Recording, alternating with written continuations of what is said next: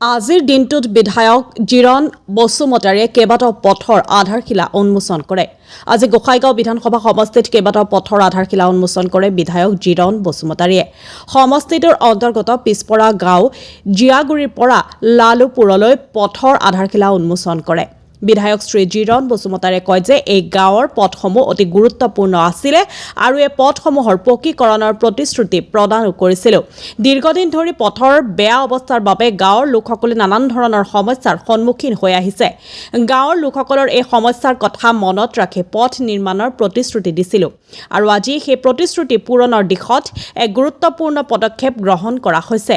এই পথৰ উন্নয়নৰ কামে গাঁৱৰ লোকসকলৰ যাতায়াতৰ সুবিধা বৃদ্ধি কৰাৰ লগতে অঞ্চলটোৰ সামগ্ৰিক উন্নয়নতো সহায় কৰিব।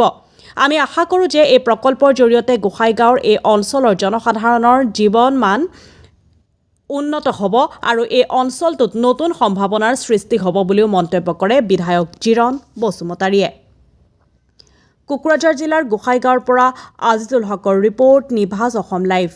আজি ৰাতিপুৱাৰ পৰাই প্ৰায় 4টামান ৰাস্তা অলৰেডি আমি উদ্বোধন কৰিছোঁ।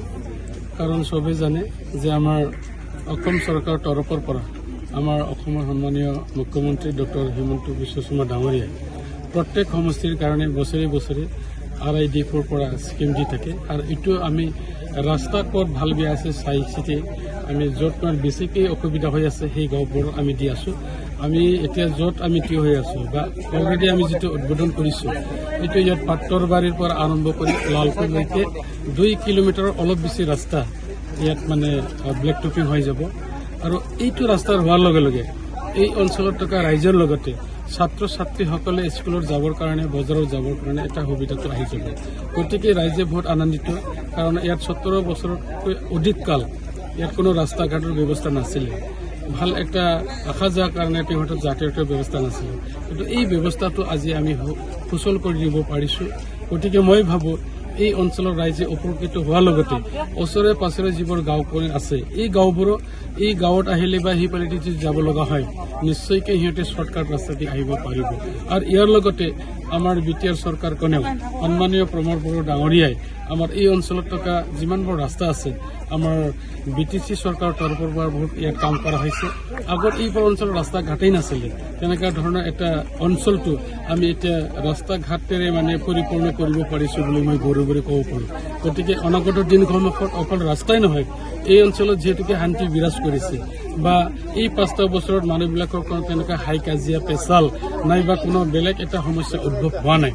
এই এনেকুৱা ধৰণৰ পৰিৱেশ এতিয়া আমাৰ ওচৰত এতিয়া নাই, এতিয়া শান্তি বিৰাজ কৰিছে। গতিকে অকল শান্তি নহয়, ইয়াত আমি ভাতৃত্ববোধ বজাই ৰাখিবৰ কাৰণে আমি চেষ্টা চলাই আছোঁ। ইতিমধ্যে আমাৰ মাজত যিটো বিশ্বাসঘাতকতা তেনেকুৱা ভাৱ আছিলে এতিয়া সবাৰ মনত ক'লা মনেৰে চবেই আহি আছে আৰু আমাৰ যিটো ভাতৃত্ববোধ বা ভাতৃত্ব বন্ধন এইটো গঢ়ি তুলিবলৈ আমি সক্ষম হৈছোঁ। এতিয়া আমাৰ ইয়াত উন্নয়নৰ প্ৰয়োজন আছে, উন্নয়নৰ কাম আমি কৰি আছোঁ।